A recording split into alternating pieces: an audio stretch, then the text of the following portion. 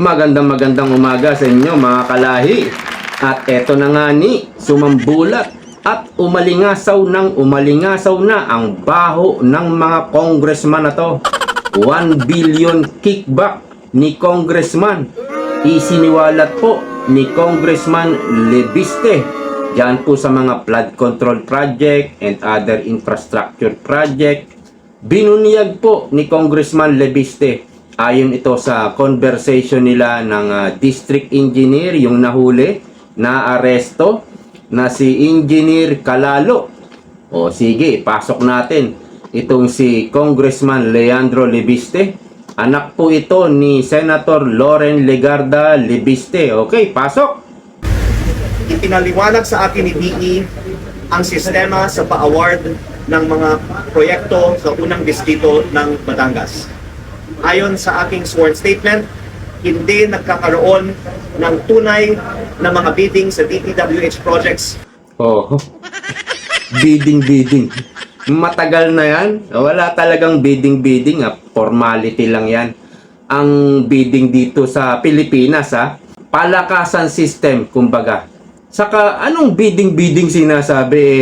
Si congressman, siya na nga rin yung contractor. Anong bidding pa mangyayari doon? Buhaya nga kung tawagin . Siya na yung mag-aayos ng pondo.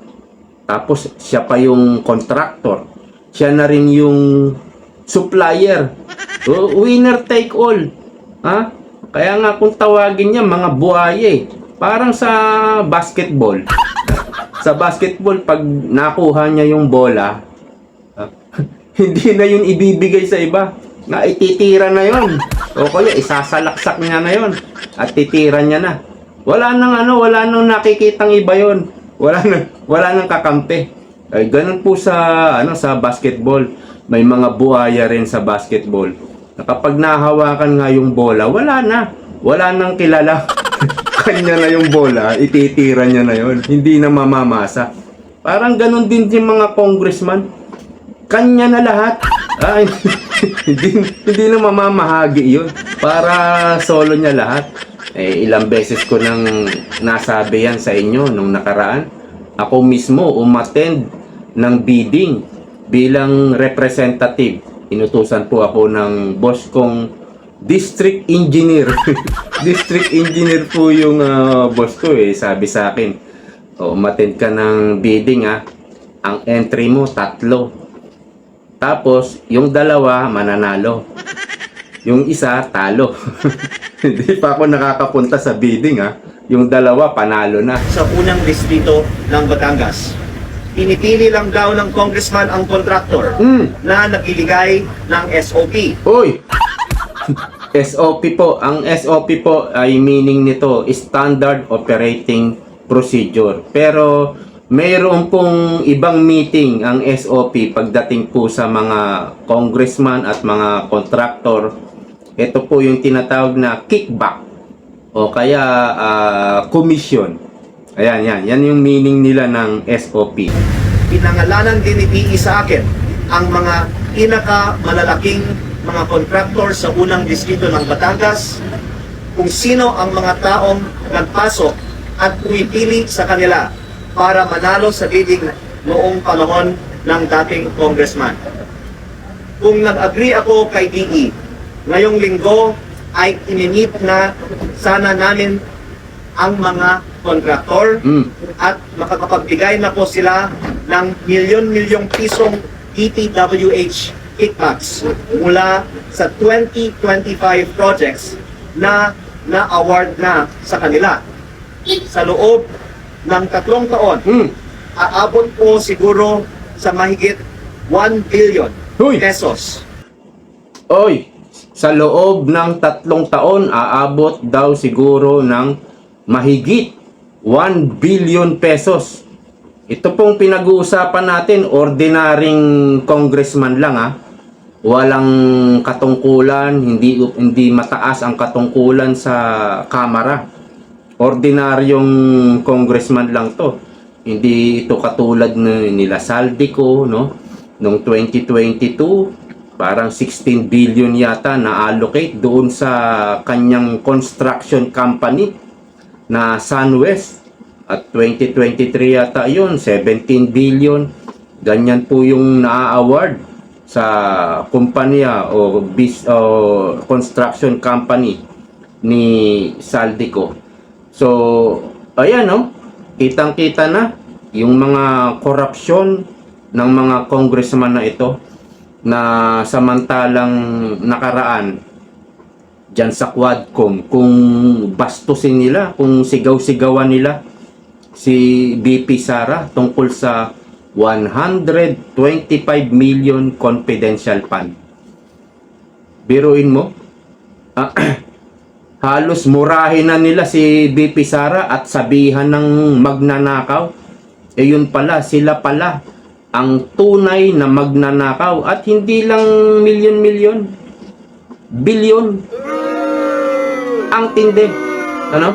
Tapos yung mga kaalyado nila Tamba, ni Saldico, sabay-sabay mag-iingay yan. Yan, sila Chua, sila Abante, si Luistro, magpapa-interview sa media.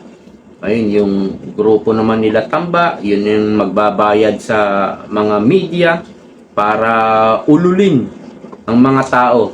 Pero eto, lumalabas na po ang katotohanan na sila talaga ang magnanakaw.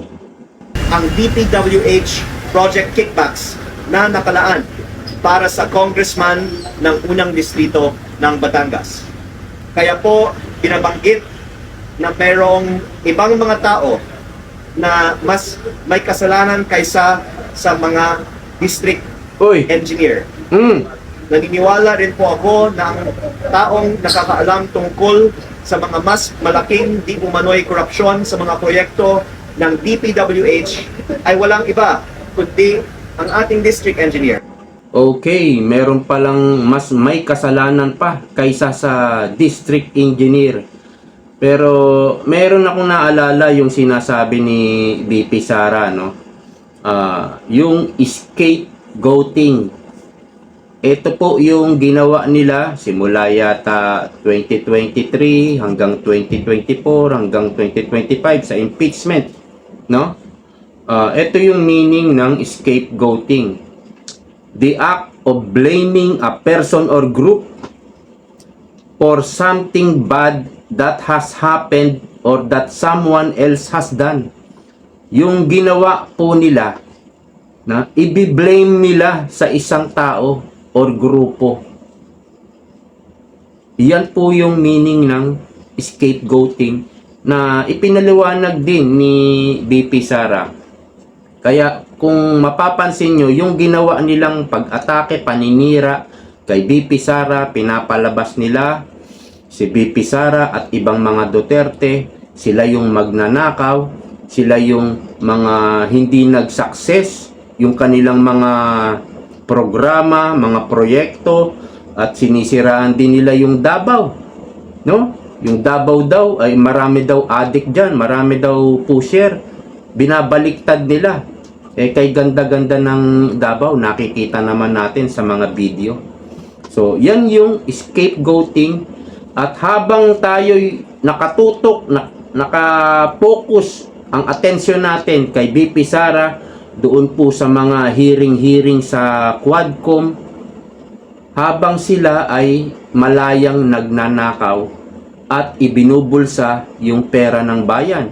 Diyan nga sa pinasyalan ni PBBM na 55 million flood control project, na isang guni-guni lang, multo.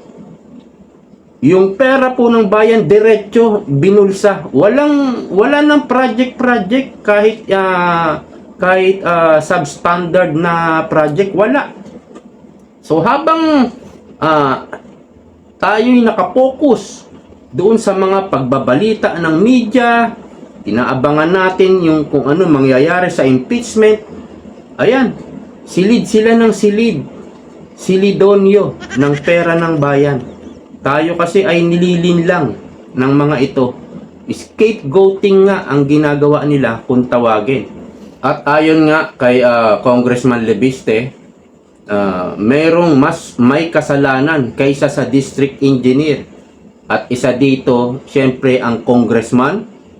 At pangalawa, siguro yung mga opisyal ng DPWH.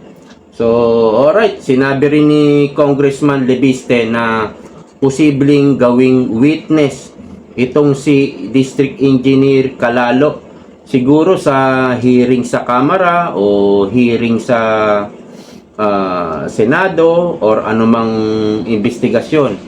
Kung hindi ito haharangin, kasi nasa kulungan yung tao, baka pag pinatawag, sabihan ni Tamba si DOJ Remulla, hawak kasi ni Remulla yung DJMP, yung mga kulungan na yan. Sabihin kay Remulla, wag mong palabasin yung yung naaresto. Gagawin daw witness, wag mong palabasin.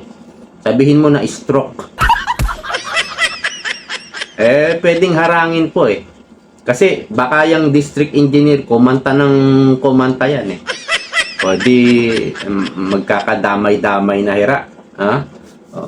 Ganun lang yung diskarte ron. So malalaman natin kung gagawin ng witness yan at may lalabas sa kulungan. Alright, hanggang dito na lang. Maraming salamat. See you po next time. Bye-bye.